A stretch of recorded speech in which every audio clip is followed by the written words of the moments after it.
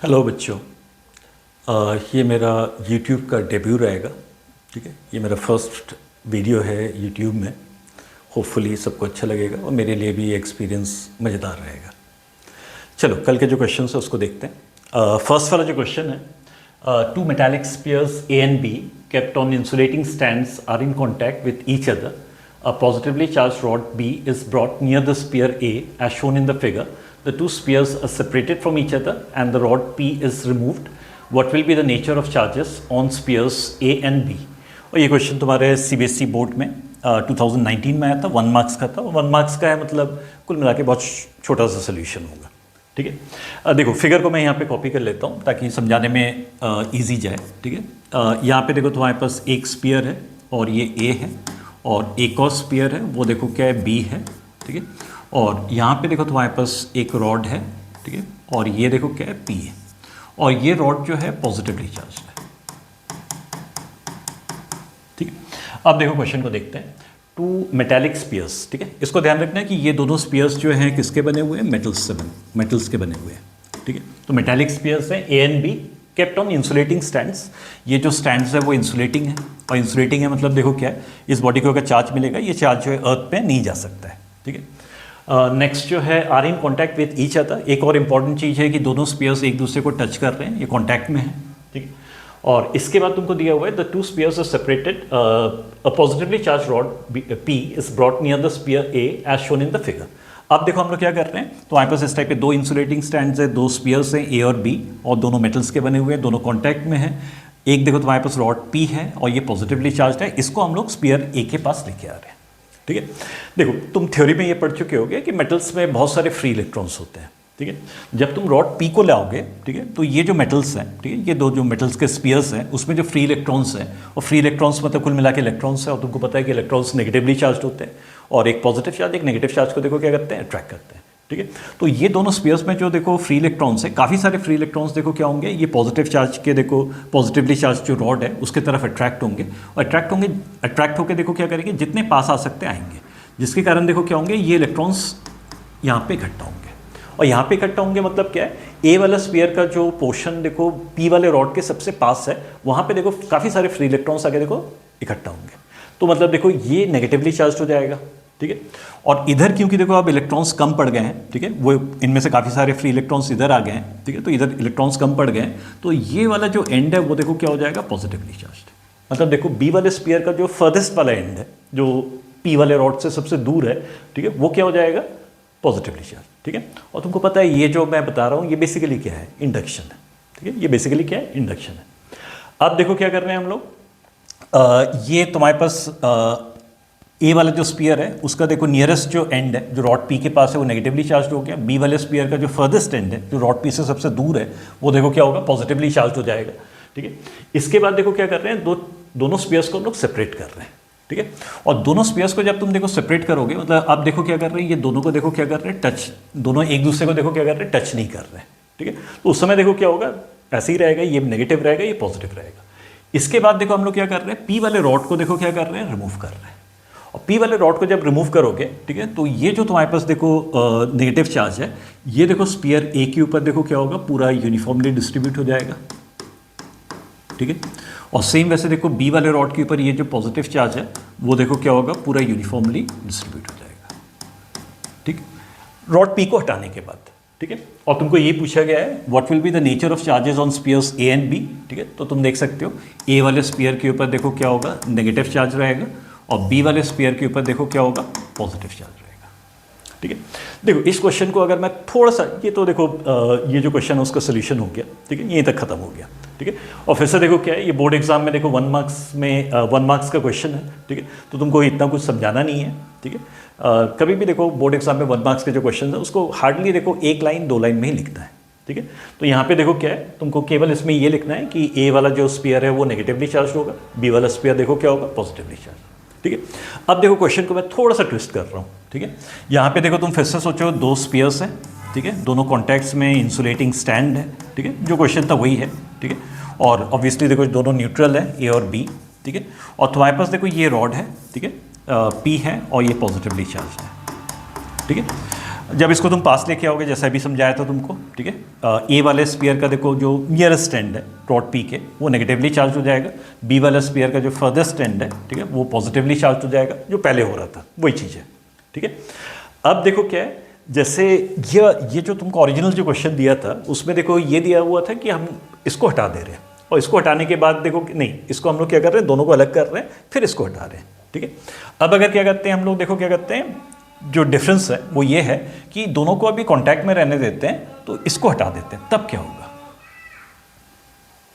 सोच के देखो। ओरिजिनल जो क्वेश्चन है उसमें दोनों देखो कांटेक्ट में थे, ठीक है, रॉड पी को लेके आ रहे थे, तो तुमको पता है कि इंडक्शन के कारण ये नेगेटिवली चार्ज हो रहा है, ये पॉजिटिवली चार्ज हो रहा है, ठीक है। फिर दोनों को हम लोग अलग कर रहे हैं, फिर रॉड पी को हटा रहे हैं, ठीक है। यहाँ पे देखो क्या कर रहे हैं, मैं जो तुमको पूछ रहा हूँ वो ये है कि तुम्हारे पास दो स्पीयर्स है, ठीक है, फिर सेम वही क्वेश्चन है, ये रॉड को लेके आ रहे हो, पहले जैसे हो रहा था अभी भी वही हो रहा है कि ये नेगेटिवली चार्ज हो रहा है, ये पॉजिटिवली चार्ज हो रहा है, ठीक है। लेकिन अब देखो हम लोग क्या कर रहे हैं, दोनों को जो यहाँ पे अलग कर रहे थे ये अलग नहीं कर रहे, अभी भी दोनों कॉन्टैक्ट में है, और पी वाले रॉड को देखो हटा देंगे,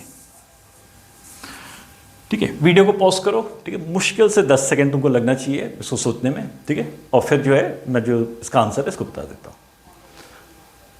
चलो 10 सेकंड हो गए, ठीक है। अब तुम देखो इसको हटाओगे, और इसको जब हटाओगे, ठीक है, तो तुरंत देखो क्या होगा, ये इंडक्शन के कारण देखो चार्जेस थे, ठीक है, तो ये देखो क्या होगा, फ्री इलेक्ट्रॉन्स जो है फिर से डिस्ट्रीब्यूट हो जाएंगे, जिसके कारण ये नेगेटिव चार्ज भी गायब हो जाएगा, पॉजिटिव चार्ज भी गायब हो जाएगा, और देखो ये ए वाला स्पीयर जो है वो न्यूट्रल रहेगा, ठीक है, ए वाला जो स्पीयर है वो देखो न्यूट्रल रहेगा, और बी वाला स्पीयर भी देखो क्या होगा, न्यूट्रल रहेगा, ठीक है। इससे तुम देख सकते हो, देखो क्वेश्चन में थोड़ा सा जो चेंज करने से ही आंसर पूरा चेंज हो जाता है, ठीक है। डिफरेंस क्या है, यहाँ पे देखो हम लोग क्या कर रहे थे, दोनों स्पीयर्स कांटेक्ट में थे, पी वाले रॉड को लेके आ रहे थे, ये नेगेटिवली चार्ज हो रहा था, ये पॉजिटिवली चार्ज हो रहा था, ठीक है।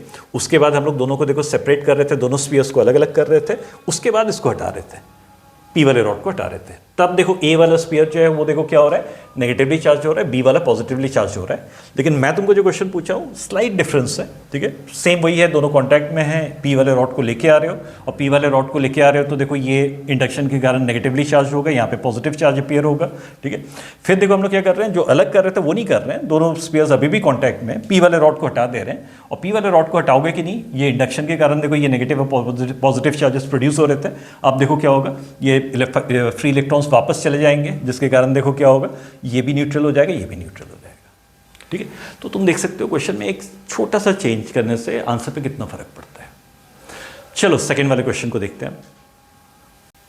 चलो अब सेकंड वाला क्वेश्चन देखते हैं। सेकंड वाला क्वेश्चन है, is the force acting between 2 point electric charges Q1 and Q2 kept at some distances apart in air attractive or repulsive when Q1 into Q2 is greater than 0, और second part है Q1 into Q2 is smaller than 0।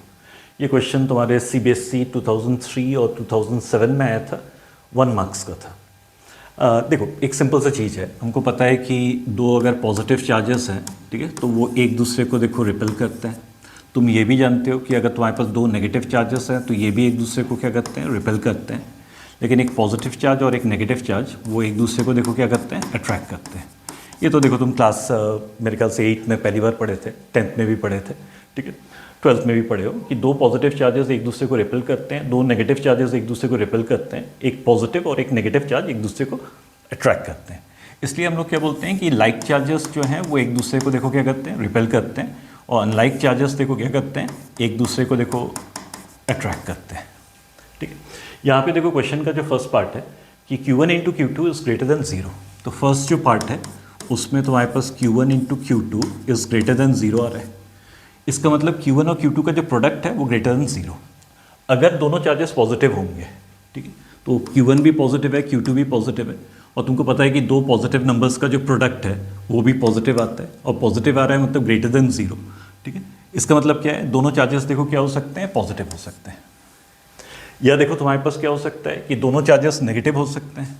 अगर दोनों charges देखो negative होंगे, ठीक है, तो तुमको पता है कि दो नेगेटिव नंबर्स को मल्टीप्लाई करोगे तो तुम्हारे पास फिर से देखो क्या होता है, एक पॉजिटिव नंबर आता है, और ये पॉजिटिव आएगा, मतलब ये देखो ग्रेटर देन 0, मतलब दोनों चार्जेस नेगेटिव भी हो सकते हैं, ठीक है। तो कुल मिला के या तो दोनों चार्जेस पॉजिटिव होंगे या दोनों चार्जेस नेगेटिव होंगे। अगर हम लोग थर्ड वाले को सोच के देखते हैं कि एक चार्ज पॉजिटिव है एक चार्ज नेगेटिव है, तो तुम्हारे पास Q1 पॉजिटिव रहेगा, Q2 नेगेटिव रहेगा, और उस समय देखो ये अगर पॉजिटिव है ये नेगेटिव है, और तुमको पता है कि एक पॉजिटिव नंबर और एक नेगेटिव नंबर का जो प्रोडक्ट है वो देखो नेगेटिव आता है, मतलब Q1 इंटू Q2 देखो नेगेटिव आ रहा है, और नेगेटिव आ रहा है मतलब देखो इट्स स्मॉलर देन जीरो। तो ऑब्वियसली देखो ये वाला कंडीशन जो है Q1 into Q2 is greater than zero इसको सेटिस्फाई नहीं कर रहा है। ठीक है, इससे हमको ये पता चल जाता है कि Q1 into Q2 is greater than zero, ये तभी होगा, और Q1 into Q2 is greater than zero मतलब Q1 इंटू Q2 ये जो प्रोडक्ट है वो पॉजिटिव आ रहा है, वो तभी होगा जब दोनों चार्जेस या तो पॉजिटिव होंगे या दोनों चार्जेस नेगेटिव होंगे, और दोनों चार्जेस अगर पॉजिटिव होंगे या दोनों चार्जेस अगर नेगेटिव होंगे तो तुमको पता है उस समय देखो क्या होगा, रिपल्शन होगा। तो फर्स्ट वाले केस में देखो क्या होगा, is the force acting between 2 point electric charges Q1 into Q2 kept at some distance apart in air attractive और रिपल्सिव। तो फर्स्ट वाले केस में तुम्हारे पास आएगा कि वो रिपल्सिव होगा। ठीक है, तो फर्स्ट वाला जो पार्ट है इसमें देखो तुम्हारे पास जो फोर्स रहेगा वो रिपल्सिव रहेगा। सेकेंड वाला जो पार्ट है, सेकेंड वाले पार्ट में देखो तुम्हारे पास Q1 into Q2 is smaller than zero आ रहा है। फिर से देखो हम लोग ये देखते हैं कि अगर दोनों चार्जेस देखो पॉजिटिव हैं, ठीक है, तो दोनों पॉजिटिव होंगे, और दोनों पॉजिटिव होंगे तो इनका प्रोडक्ट जो है वो भी पॉजिटिव आएगा, और ये Q1 इंटू Q2 ये जो प्रोडक्ट है वो अगर पॉजिटिव होगा तो ऑब्वियसली वो देखो क्या होगा, जीरो से छोटा नहीं हो सकता, मतलब देखो क्या होगा, दोनों चार्जेस पॉजिटिव नहीं हो सकते। ठीक है, नेक्स्ट हम लोग फिर से सोच के देखते हैं कि दोनों चार्जेस अगर नेगेटिव है, दोनों चार्जेस अगर देखो नेगेटिव होंगे, ठीक है, तो नेगेटिव नेगेटिव, और तुमको पता है कि दो नेगेटिव नंबर्स का जो प्रोडक्ट है वो पॉजिटिव आता है, तो अभी भी देखो Q1 इंटू Q2 ये जो प्रोडक्ट है वो पॉजिटिव आ रहा है, पॉजिटिव आ रहा है मतलब जीरो से छोटा नहीं हो सकता है, मतलब दोनों चार्जेस जो है नेगेटिव नहीं हो सकते। लास्ट जो है कि एक चार्ज देखो पॉजिटिव और दूसरा चार्ज देखो क्या है, नेगेटिव है। अगर देखो ये वाला चार्ज जो है पॉजिटिव है, ये नेगेटिव है, तो तुमको पता है कि अगर एक पॉजिटिव नंबर और एक नेगेटिव नंबर को मल्टीप्लाई करते हो तो दोनों का जो प्रोडक्ट है वो नेगेटिव आता है। इसका मतलब Q1 इंटू Q2 ये जो प्रोडक्ट है वो नेगेटिव आ रहा है, और नेगेटिव आ रहा है मतलब देखो ये जीरो से देखो क्या है, छोटा है। इसका मतलब देखो क्या है, Q1 into Q2 smaller than zero तभी होगा जब देखो एक चार्ज पॉजिटिव होगा और एक चार्ज नेगेटिव होगा, और एक चार्ज अगर पॉजिटिव है और दूसरा चार्ज अगर नेगेटिव है तो ऑब्वियसली उनके बीच में जो फोर्स रहेगा वो देखो कैसा होगा, अट्रैक्टिव होगा।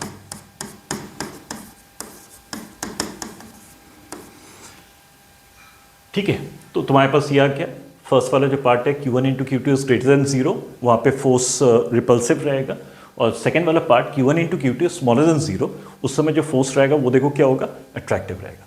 इसको देखो ध्यान रखना, जैसे CBSE बोर्ड है, ठीक है, और ये क्वेश्चन देखो बोर्ड में ही आ चुका है 2003 और 2007 में, 1 मार्क्स का था। ठीक है, 1 मार्क्स के क्वेश्चन में तुमको ये सब समझाना नहीं है।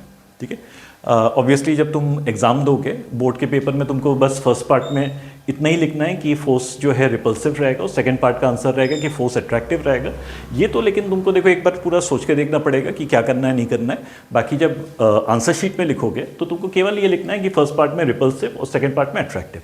इसको देखो ध्यान रखना कि CBSE बोर्ड में जो 1 मार्क्स के क्वेश्चन है तुमको बहुत ज़्यादा से ज़्यादा एक लाइन या बहुत ज़्यादा से ज़्यादा 2 लाइन तक जाना है। ठीक है, 1 मार्क्स के जो क्वेश्चन है उसको या तो तुमको 1 लाइन में आंसर कर देना है, कभी कभी ऐसा होता है कि 2 लाइन चले जाना पड़ता है, लेकिन उससे ज़्यादा मत जाना, क्योंकि अगर तुम 1 मार्क्स के क्वेश्चन में देखो 2 लाइन से ज़्यादा लिखना स्टार्ट कर दिए, ठीक है, तो पेपर कंप्लीट करना मुश्किल हो जाएगा। ठीक है, चलो नेक्स्ट क्वेश्चन देखते हैं। नेक्स्ट थर्ड वाला जो क्वेश्चन है इसको देखते हैं। थर्ड वाले क्वेश्चन में तुमको दिया हुआ है अ negatively charged object X is repelled by another charge object Y. However, an object Z is attracted to object Y. Which of the following is the most possibility for the object Z? और ये 4 options है। देखो इसमें first वाला जो sentence है उसको पढ़ोगे तो अ नेगेटिवली चार्ज्ड ऑब्जेक्ट X, ठीक है, तुम सोचो यहाँ पे एक ऑब्जेक्ट है और ये X है, और तुमको क्वेश्चन में दिया हुआ है कि ये नेगेटिवली चार्ज्ड है, is repelled by another object Y, ठीक है, और एक और ऑब्जेक्ट है और ये देखो क्या है, Y है, और तुमको दिया हुआ है कि इन दोनों के बीच में देखो क्या हो रहा है, रिपल्शन हो रहा है। ठीक है, और तुम जानते हो, ठीक है, इलेक्ट्रोस्टैटिक्स में ये तो पढ़ ही चुके हो कि 2 पॉजिटिव चार्जेस एक दूसरे को रिपेल करते हैं, 2 नेगेटिव चार्जेस भी एक दूसरे को रिपेल करते हैं। तो सी बात है कि अगर रिपल्शन हो रहा है और ये वाला ऑब्जेक्ट X जो है वो नेगेटिवली चार्ज्ड है, मतलब Y वाला ऑब्जेक्ट भी देखो क्या है, नेगेटिवली चार्ज्ड है। तो ये कंफर्म हो गया कि Y वाला ऑब्जेक्ट जो है वो देखो क्या है, नेगेटिवली चार्ज्ड है। अब देखो सेकेंड वाले सेंटेंस को पढ़ो, however an object Z is attracted to object Y। अब तुम सोचो फिर से, देखो तुम्हारे पास 2 ऑब्जेक्ट्स हैं, इनमें से एक Y है और दूसरा देखो क्या है, Z है, और तुमको पता है कि Y वाला जो ऑब्जेक्ट है वो देखो क्या है, नेगेटिवली चार्ज्ड है। लेकिन however an object Z is attracted to object Y, इन दोनों के बीच में देखो क्या हो रहा है, अट्रैक्शन हो रहा है। तो वाई और जेड के बीच में देखो अट्रैक्शन हो रहा है, ठीक है। और तुम देखो इलेक्ट्रोस्टैटिक्स में थ्योरी जितना तुम पढ़े हो उसमें तुम ये पढ़े होगे कि अगर अट्रैक्शन हो रहा है मतलब देखो दो चीज़ हो सकता है, या तो देखो क्या है दोनों बॉडीज़ जो है चार्ज्ड है, उनमें से एक पॉजिटिव है एक नेगेटिव है, तभी उन दोनों के बीच में देखो पॉजिटिव नेगेटिव अट्रैक्शन हो रहा है। और दूसरा चीज़ ये हो सकता है कि उनमें से एक बॉडी चार्ज है और दूसरे वाला बॉडी देखो क्या अनचार्ज है, ठीक है, क्योंकि इंडक्शन के कारण देखो क्या होता है अट्रैक्शन भी होता है। इसलिए देखो तुम एक चीज़ पढ़े होगे कि रिपल्शन अगर हो रहा है दो बॉडीज़ के बीच में तो ये कंफर्म है कि दोनों बॉडीज़ देखो चार्ज है। मतलब कुल मिला के देखो क्या है, बिल्कुल शॉर्ट में अगर तुम्हारे पास दो बॉडीज़ के बीच में देखो रिपल्शन हो रहा है, दो चार्ज बॉडीज़ के बीच में अगर रिपल्शन हो रहा है तो या तो दोनों बॉडीज़ पॉजिटिवली चार्ज होंगे या दोनों बॉडीज़ देखो क्या होंगे नेगेटिवली चार्ज। लेकिन अगर देखो दो बॉडीज़ के बीच में अगर अट्रैक्शन हो रहा है तो वहाँ पे दो पॉसिबिलिटीज़ हो सकते हैं कि या तो देखो क्या है एक बॉडी पॉजिटिवली चार्ज है दूसरा नेगेटिवली चार्ज है जिसके कारण अट्रैक्शन हो रहा है, या ये भी हो सकता है कि एक बॉडी चार्ज है और दूसरा वाला बॉडी जो है वो अनचार्ज है और इंडक्शन के कारण देखो क्या हो रहा है अट्रैक्शन हो रहा है, ठीक है। अब देखो क्या है तुमको पता है कि x और y के बीच में रिपल्शन हो रहा था और x तुमको क्वेश्चन में दिया हुआ है कि नेगेटिवली चार्ज है, तो रिपल्शन हो रहा है मतलब ये 100% श्योर है कि y वाला जो बॉडी है वो देखो क्या है नेगेटिवली चार्ज है। अब तुमको दिया हुआ है कि y वाला बॉडी और z वाला जो बॉडी है उनके बीच में अट्रैक्शन हो रहा है और तुमको पता है कि y वाला बॉडी जो है नेगेटिवली चार्ज है, मतलब देखो इनके बीच में अगर अट्रैक्शन हो रहा है तो या तो z देखो पॉजिटिवली चार्ज होगा या देखो क्या होगा अनचार्ज होगा, अनचार्ज होगा मतलब देखो क्या होगा न्यूट्रल होगा, ठीक है। तो अब हम लोग श्योर हो गए हैं कि Z वाला बॉडी या तो पॉजिटिवली चार्ज होगा या न्यूट्रल होगा, ठीक है। और तुम आप चेक करके देखो इनमें से ऑप्शंस कौन से होंगे, ठीक है। और तुमको यही बताना था which of the following is the most possibility for the object Z। तो ऑब्जेक्ट Z या तो पॉजिटिवली चार्ज होगा या न्यूट्रल होगा, ठीक है। तो न्यूट्रल और पॉजिटिवली चार्ज मतलब सी वाला ऑप्शन देखो करेक्ट रहेगा, ठीक है। ये सी वाला ऑप्शन करेक्ट रहेगा कि Z जो बॉडी है वो या तो न्यूट्रल होगा या देखो क्या होगा पॉजिटिवली चार्ज, ठीक है। ये क्वेश्चन देखो CBSE 2022 में आया था टर्म 1, ठीक है। टर्म 1 बेसिकली तुमको अगर याद होगा कि 2022 वाला जो सेशन है वो कोरोना के कारण कोविड के कारण जो है टर्म वाइज जो है 2 टर्म्स में एग्जाम को करवाए थे CBSE, तो फर्स्ट टर्म में ये क्वेश्चन आया था। चलो अब नेक्स्ट क्वेश्चन देखते हैं।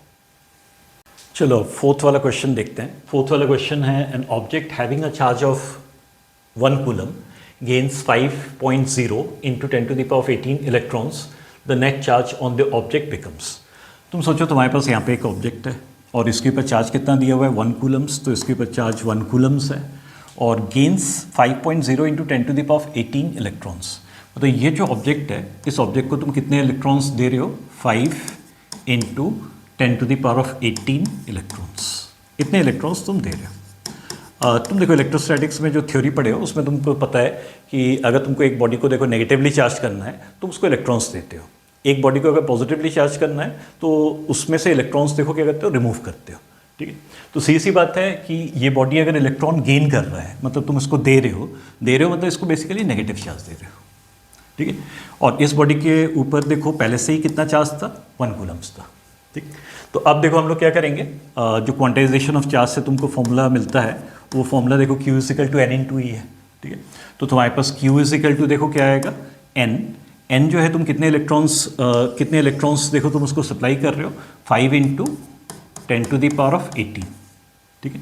और एक इलेक्ट्रॉन के ऊपर जो चार्ज है E, ठीक है। और तुमको पता है E का value 1.6 × 10 to the power of -19 होता है और क्योंकि तुम इलेक्ट्रॉन्स दे रहे हो तो इसको बेसिकली नेगेटिव चार्ज दे रहे हो, ठीक है। तो जब तुम इस बॉडी को देखो इतने इलेक्ट्रॉन्स दोगे तो कितना चार्ज मिलेगा इतना, और सब कुछ ऐसा ही सिस्टम है मतलब ये कूलम्स में आएगा। अब इसको कैलकुलेट करेंगे तो Q = देखो क्या आ जाएगा माइनस साइन आएगा 1.6 × 8 16 × 5 80 होता है तो 8.0 हो जाएगा into 10 to the power of 18 into 10 to the power of -19, तो ये 10 to the power of -1 हो जाएगा। या इसको सॉल्व करेंगे तो Q = देखो क्या हो जाएगा 8.0 minus 8.0 into 10 to the power of -1 मतलब 0.8 कूलम्स होगा। तो बेसिकली जब तुम इस बॉडी को 5 into 10 to the power of 18 electrons इतने इलेक्ट्रॉन्स दोगे तो उस बॉडी को देखो तुम क्या कर रहे हो इतना नेगेटिव चार्ज दे रहे हो, ठीक है। और तुमको पता है कि चार्ज का नेचर जो है एडिटिव होता है, ठीक है। ये जो बॉडी था इस बॉडी के ऊपर देखो शुरू में कितना चार्ज था 1 कूलम्स था और जब तुम देखो क्या करते हो उसको 5 × 10 to the power of 18 electrons they रहे हो तो बेसिकली इतना नेगेटिव चार्ज दे रहे हो, तो इतना नेगेटिव चार्ज दे रहे हो मतलब इस बॉडी के ऊपर जो चार्ज रहेगा 1 माइनस 0.8 तो देखो प्लस 0.2 कूलम्स, मतलब इस बॉडी के ऊपर अब जो चार्ज रहेगा प्लस 0.2 कूलम्स। अब तुम देखो इनमें से कौन सा ऑप्शन सही है, ठीक है। डी वाला ऑप्शन जो है तुम देख सकते हो प्लस 0.2 कूलम्स, तो डी वाला ऑप्शन करेक्ट रहेगा। चलो नेक्स्ट क्वेश्चन देखते हैं। चलो अब लास्ट वाला जो क्वेश्चन है, फिफ्थ वाला क्वेश्चन में तुमको ये दिया हुआ है, in an experiment 3 microscopic latex spheres are sprayed into a chamber and become charged with charges +3, +5e and -3 respectively. All the 3 spheres came in contact simultaneously for a moment and got separated. Which one of the following are possible values for the final charge on the spheres? और ये 4 options है, ठीक है। देखो एक experiment है, उसमें देखो 3 लेटेक्स के स्पीयर्स है। अब लेटेक्स क्या है उससे मतलब नहीं है, ठीक है। कुल मिला के लेटेक्स एक मटेरियल है। तो तुम्हारे पास देखो 3 देखो माइक्रोस्कोपिक मतलब छोटे छोटे देखो क्या है लेटेक्स के स्पीयर्स है, ठीक है। तो अब तुम सोचो कि तुम्हारे पास इस टाइप के देखो क्या है 3 जो है माइक्रोस्कोपिक मतलब छोटे छोटे, और लेटेक्स एक बेसिकली मटेरियल है, उसके देखो क्या है 3 स्पीयर्स है, ठीक है। और इनको देखो हम लोग एक चेंबर में स्प्रे कर रहे हैं, और स्प्रे करने के बाद इनके ऊपर जो चार्जेस हैं, एक स्पीयर के ऊपर जो चार्ज है वो +3, और नेक्स्ट वाले स्पीयर के ऊपर देखो चार्ज जो है +5e है, और नेक्स्ट वाले स्पीयर के ऊपर जो चार्ज है वो देखो क्या है -3 है, ठीक है। अब जो मैं बता रहा हूँ ये देखो कोई बहुत इंपॉर्टेंट चीज़ नहीं है, ठीक है। लेकिन अगर तुम फिजिक्स में देखो मिलिकन्स ऑयल ड्रॉप एक्सपेरिमेंट पढ़े हो, ठीक है, मिलिकन्स ऑयल ड्रॉप एक्सपेरिमेंट में ऐसी कुछ होता है, ठीक है। बाकी देखो क्या है, तुम अगर मिलिकन्स ऑयल ड्रॉप एक्सपेरिमेंट नहीं भी पढ़े हो तो कोई दिक्कत नहीं है, ठीक है। उससे हमको बहुत ज़्यादा लेना देना नहीं है। लेकिन अगर तुम मिलिकन्स ऑयल ड्रॉप एक्सपेरिमेंट पढ़े होगे तो उसमें देखो सेम मैसेज होता है, ठीक है। जो भी है उसको भूल जाओ, ठीक है। तो हमारे पास देखो 3 छोटे छोटे पार्टिकल्स हैं, तभी इसको माइक्रोस्कोपिक लिख रहे हैं, ठीक है। और ये लेटेक्स से बने हुए हैं, और तीनों को देखो हम लोग एक चेंबर में स्प्रे कर रहे हैं, और स्प्रे करने के बाद तीनों के ऊपर चार्ज देखो क्या आ रहा है +3, +5e और -3, ठीक है। All the 3 spheres came in contact simultaneously for a moment, ठीक है। एक इंस्टेंट आता है जब तीनों पार्टिकल्स देखो क्या होते हैं एक साथ हो जाते हैं, एक दूसरे को टच करते हैं, और एक दूसरे को जब टच करेंगे तो एक बॉडी से दूसरे बॉडी में देखो क्या होगा, चार्ज देखो ट्रांसफर होगा, ठीक है। तो देखो कुल मिला के ये वाला सेंटेंस का यही मतलब निकलता है, all the 3 spheres came in contact simultaneously for a moment and got separated. तीनों पार्टिकल्स देखो एक इंस्टेंट पे पास आते हैं, और तीनों देखो क्या करते हैं, एक दूसरे को टच करते हैं, ठीक है, और फिर अलग हो जाते हैं, ठीक है। देखो इसमें देखो इतना पढ़ने के बाद तुम्हारे दिमाग में तुरंत आना चाहिए कि देखो तुम्हारे सिस्टम में केवल ये 3 पार्टिकल्स हैं, ठीक है, और ये तीनों पार्टिकल्स कांटेक्ट में आ रहे हैं, ठीक है, फिर अलग हो रहे हैं, ठीक है। और जब कांटेक्ट में आ रहे हैं तो देखो क्या हो रहा है, एक बॉडी से दूसरे बॉडी में चार्ज देखो क्या हो रहा है, ट्रांसफर हो रहा है, ठीक है। लेकिन तुमको पता है 3 के अलावा देखो और कोई बॉडी नहीं है, तो कुल मिला के ये एक आइसोलेटेड सिस्टम है, और आइसोलेटेड सिस्टम में देखो ये बॉडीज एक दूसरे को चार्ज टच कर रहे हैं। इसका मतलब देखो क्या है, चार्ज कंजर्व होगा। तो यहाँ पे देखो तुमको क्या करना है, law of conservation of charge use करना है, law of conservation of charge use करोगे, ठीक है। इससे ये समझ में आ जाता है, क्योंकि देखो ये आइसोलेटेड सिस्टम है, जब ये तीनों एक साथ एक दूसरे को टच करेंगे, आपस में देखो चार्ज एक्सचेंज करेंगे, ठीक है। लेकिन तुमको पता है कि और कोई बॉडी नहीं है जहाँ पे चार्ज जा सकता है, तो ऑब्वियसली एक आइसोलेटेड सिस्टम है। आइसोलेटेड सिस्टम में देखो टोटल चार्ज कंजर्व होना ही है, तुम थ्योरी में पढ़ चुके होगे, ठीक है। तो तुम्हारे पास देखो क्या है, टोटल चार्ज अगर कंजर्व होगा मतलब देखो टच करने के पहले जो टोटल चार्ज था, और टच करने के पहले टोटल चार्ज कितना था, +3e, +5e, और देखो क्या है -3, ठीक है। +3 -3 कट जाएगा तो तुम्हारे पास क्या बचा रहेगा, +5e। तो इसका मतलब ये निकलता है कि ये तीनों स्पीयर्स जो है इनिशियली टच करने के पहले इनके ऊपर जो टोटल चार्ज था, टोटल चार्ज मतलब तीनों के ऊपर चार्ज को ऐड करोगे तो वो देखो कितना होगा, +5e। और क्योंकि चार्ज देखो कंजर्व हो रहा है, ठीक है, मतलब देखो टच करने के बाद भी टोटल चार्ज कितना होना चाहिए, +5e, ठीक है। अब देखो क्या है, मेरे पास 4 ऑप्शंस हैं, ठीक है। ये ऑप्शंस को चेक करके देखते हैं। फर्स्ट वाला जो ऑप्शन है इसमें देखो तुमको दिया हुआ है कि +5e, -4e और +5e, ठीक है। तो फर्स्ट वाले ऑप्शन में तुमको दिया हुआ है कि टच करने के बाद देखो क्या है, ये तीनों स्पीयर्स के ऊपर चार्ज इतना होंगे, ठीक है। इसको हम लोग ऐड करते हैं, और इसको ऐड करेंगे तो देखो 5 + 5 10, 10 - 4 देखो क्या हो जाएगा, +6e, ठीक है। और तुम देख सकते हो कि पहले देखो टोटल चार्ज +5e था, तो ऑब्वियसली ये कंजर्व नहीं हो रहा है, मतलब फर्स्ट ऑप्शन नहीं हो सकता है। सेकेंड वाला ऑप्शन इसको चेक करके देखो, सेकेंड वाले ऑप्शन में देखो तुम्हारे पास +6e आ रहा है, +6e एक और -7, ठीक है। और अब इन तीनों को देखो ऐड करोगे तो तुम्हारे पास 6 + 6 12 हो जाएगा, 12 - 7 देखो क्या हो जाएगा, +5e, ठीक है। इसका मतलब देखो क्या है, टच करने के पहले जो टोटल चार्ज +5e था, अभी भी +5e, तो चार्ज तो कंजर्व हो रहा है, ठीक है। तो बी वाला ऑप्शन हो सकता है, ठीक है। नेक्स्ट सी वाला ऑप्शन चेक करके देख लेते हैं। सी वाला जो ऑप्शन है उसमें देखो -4e आ रहा है, ठीक है।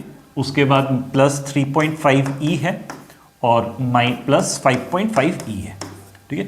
5 + 3 8, 0.5 9 9 - 4 +5e, तो इसमें भी देखो क्या आ रहा है, +5 ही आ रहा है। मतलब देखो यहाँ पे भी देखो चार्ज देखो क्या हो रहा है, कंजर्व हो रहा है, ठीक है, कि पहले देखो टच करने के पहले चार्ज +5 ही था, टच करने के बाद भी 5 ही, तो सी वाला ऑप्शन भी सही हो सकता है। डी वाला ऑप्शन जो है इसको चेक करके देख लेते हैं। डी वाले ऑप्शन में देखो +5 ही आ रहा है, उसके बाद -8E + 7E, ठीक है, और इसको ऐड करोगे तो तुम्हारे पास देखो 7 + 5 12, 12 - 8 देखो क्या हो जाएगा, +4E, ठीक है। तो इसमें देखो तुम देख सकते हो चार्ज कंजर्व नहीं हो रहा है, पहले +5 ही था, अब +4 आ रहा है, तो ऑब्वियसली चार्ज कंजर्व नहीं हो रहा है। इसका मतलब डी वाला ऑप्शन नहीं हो सकता है।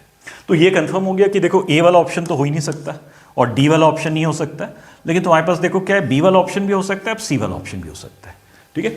और देखो बोर्ड एग्जाम में देखो क्या है, एक से ज़्यादा करेक्ट ऑप्शन होते नहीं है, ठीक है। तो सीधी सी बात है कि 2 अगर करेक्ट आंसर आ रहे हैं तो 2 पॉसिबिलिटी है, या तो क्वेश्चन गलत है, ठीक है, या और कुछ है, ठीक है। क्वेश्चन नॉर्मली गलत नहीं होता है, ठीक है, तो ऑब्वियसली देखो क्या है, और कुछ होगा, ठीक है। और कुछ क्या होगा, अब देखो तुम अगर ध्यान से देखोगे ये दोनों ऑप्शंस हो सकते हैं, ठीक है। अब इसको ध्यान से देखो और इसको ध्यान से देखो, ठीक है, ये वाला ऑप्शन देखो नहीं हो सकता, ठीक है। अब वीडियो को पॉज करो, ठीक है, मुश्किल से देखो 5 सेकंड के लिए पॉज करो और सोच के देखो, ठीक है, ये 10 सेकंड के लिए पॉज करके देख लो, ठीक है, और सोच के देखो कि ये ऑप्शन क्यों नहीं हो सकता है। तुमको 10 सेकंड के अंदर जवाब मिल जाना चाहिए। देख लिए। अब देखो यहाँ पे ये वाला ऑप्शन इसलिए नहीं हो सकता है, यहाँ पे अगर ध्यान दोगे तो -4E एक चार्ज आ रहा है, दूसरे वाले के ऊपर चार्ज आ रहा है +3.5E, और तीसरे वाले के ऊपर चार्ज देखो क्या आ रहा है, 5.5E आ रहा है, ठीक है। अब देखो तुम फिजिक्स में जब थ्योरी पढ़े हो तो वहाँ पे थ्योरी में ये पढ़े हो कि चार्ज क्वांटाइज्ड होता है। चार्ज क्वांटाइज्ड होता है मतलब किसी भी बॉडी के ऊपर जो चार्ज रहेगा वो हमेशा E के मल्टीपल्स में ही होता है। उसका सिंपल सा कारण क्या है, एक बॉडी में से हम लोग 1 इलेक्ट्रॉन निकालेंगे या 2 इलेक्ट्रॉन निकालेंगे या 3 इलेक्ट्रॉन निकालेंगे। जब 1 इलेक्ट्रॉन निकालेंगे तो उसके ऊपर देखो क्या है, इलेक्ट्रॉन निकाल रहे हो तो पॉजिटिव चार्ज आएगा और चार्ज कितना हो जाएगा, +E। 2 इलेक्ट्रॉन निकालोगे तो चार्ज +2E, 3 इलेक्ट्रॉन निकालोगे तो चार्ज +3, 10 निकालोगे तो +10E, 100 निकालोगे तो +100E। मतलब हमेशा देखो बॉडी के ऊपर जो चार्ज रहेगा वो देखो क्या होगा, E के मल्टीपल्स में ही चलेगा। वही अगर तुम बॉडी को देखो 1 इलेक्ट्रॉन दोगे और क्योंकि इलेक्ट्रॉन दे रहे हो तो नेगेटिव चार्ज आएगा, और 1 इलेक्ट्रॉन दे रहे हो तो -E चार्ज आएगा, 2 इलेक्ट्रॉन दोगे तो -2E आएगा, 5 इलेक्ट्रॉन दोगे -5E आएगा, 10 इलेक्ट्रॉन दोगे -10E आएगा, ठीक है। इससे भी तुम देख सकते हो कि नेगेटिव चार्ज भी अगर होगा तो बॉडी के ऊपर जो चार्ज रहेगा वो हमेशा E के मल्टीपल्स में होगा। इसी को हम लोग क्या बोलते हैं, क्वांटाइजेशन ऑफ चार्ज। मतलब किसी भी बॉडी के ऊपर जो चार्ज रहेगा वो एक बेसिक तुम्हारे पास एक क्वांटिटी रहेगा, उसके मल्टीपल्स में ही चलेगा, ठीक है। तो यहाँ पे देखो तुम देख सकते हो कि ये जो +3.5E है और 5.5E है, ठीक है। 3.5E इतना चार्ज तुम किसी बॉडी को दे नहीं सकते हो, क्योंकि इतना चार्ज देने के लिए तुमको 3.5 इलेक्ट्रॉन्स देखो क्या करना पड़ेगा, पॉजिटिव चार्ज दे रहे हो मतलब ऑब्वियसली देखो हम लोग क्या कर रहे हैं, उसमें से इलेक्ट्रॉन्स निकाल रहे हैं, तो तुम देखो क्या कर रहे हो, फ्रैक्शन इलेक्ट्रॉन्स तो निकाल नहीं सकते हो, ठीक है। तो क्वांटाइजेशन ऑफ चार्ज से देखो ये गलत हो जाता है, क्योंकि तुमको पता है कि एक बॉडी के ऊपर चार्ज जो है E के इंटीग्रल मल्टीपल्स में ही रहेगा, और ये इंटीग्रल मल्टीपल तो है नहीं, 3.5 आ रहा है, सेम वैसे इंटीग्रल मल्टीपल नहीं है, ठीक है। तो ऑब्वियसली देखो क्या है, ये law of conservation of charge को तो देखो होल्ड कर रहा है यहाँ पे, ठीक है। तो उसके हिसाब से ये आंसर हो सकता है, लेकिन तुमको पता है ये चार्जेस नहीं हो सकते हैं, क्योंकि एक बॉडी के ऊपर देखो जो चार्जेस रहेंगे E के मल्टीपल्स में ही रहेंगे। तो अब देखो सी वाला ऑप्शन नहीं हो सकता है, ठीक है। तो तुम्हारे पास अब बचा रहता है कि बी वाला ऑप्शन देखो क्या होगा, करेक्ट रहेगा, ठीक है। तो तुम्हारा करेक्ट ऑप्शन है बी। इसके साथ देखो कल जो 5 क्वेश्चंस मैं नेट में डाला था या यूट्यूब में डाला था उसके सोल्यूशंस मैं पूरा दे दिया हूँ तुमको, ठीक है। आज के जो 5 क्वेश्चंस हैं जो डालूंगा, ठीक है, उसके सोल्यूशन कल शाम को फिर से वही 7:45 को तुमको यूट्यूब में जो है वीडियो सोल्यूशन मिल जाएगा, ठीक है। रोज़ जो है तुम वीडियो को देखो, और इतना मैं तुमको गारंटी दे सकता हूँ इनमें से काफ़ी क्वेश्चंस फंसेंगे, ठीक है, क्योंकि मेरे को पढ़ाते हुए आज जो है 27 साल हो गए, ठीक है। तो ऑब्वियसली जो है मेरे को बहुत अच्छे से पता है कि क्या आ सकता है क्या नहीं आ सकता है। चलो कल मिलते हैं।